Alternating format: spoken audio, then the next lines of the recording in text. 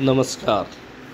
मी अनिल जोशी, जोशी संवाद या चॅनलवर आपल्या सगळ्यांचं स्वागत करतो. आजची बोधकथा आहे पंखांचा विद्रोह. एका दाट जंगलात रंगीबेरंगी पक्ष्यांचे एक सुंदर राज्य होतं.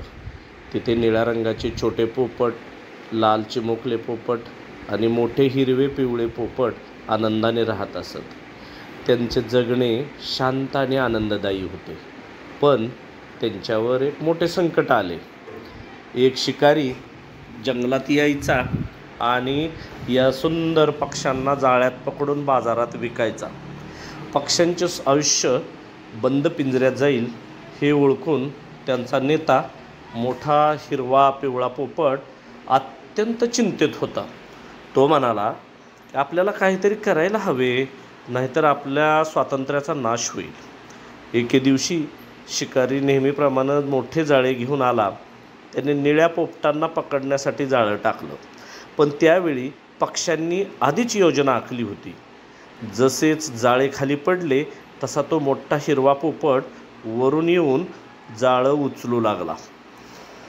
निळ्या पोपटाने आतून उड्या मारून जाळे हलवायला सुरुवात केली.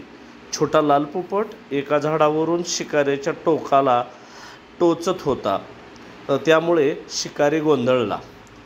एके दिवशी शिकारी नेहमीप्रमाणे मोठे जाळे घेऊन आला. त्याने निळ्या पोपटांना पकडण्यासाठी जाळं टाकलं. पण यावेळी पक्ष्यांनी आधीच योजना आखली होती. जसेच जाळे खाली पडले तसा तो मोठा हिरवा पोपट वरून येऊन जाळं उचलू लागला. निळ्या पोपटाने आतून उड्या मारून जाळे हलवायला सुरुवात केली. छोटा लाल पोपट एका झाडावरून शिकारीच्या टोकाला टोचत होता. त्यामुळे शिकारी गोंधळला. शेवटी हिरव्या पिवळ्या पोपटाच्या ताकदीनं जाळ्यावर उचलून आणि सर्व निळ्या पोपटांना बाहेर पडता आलं.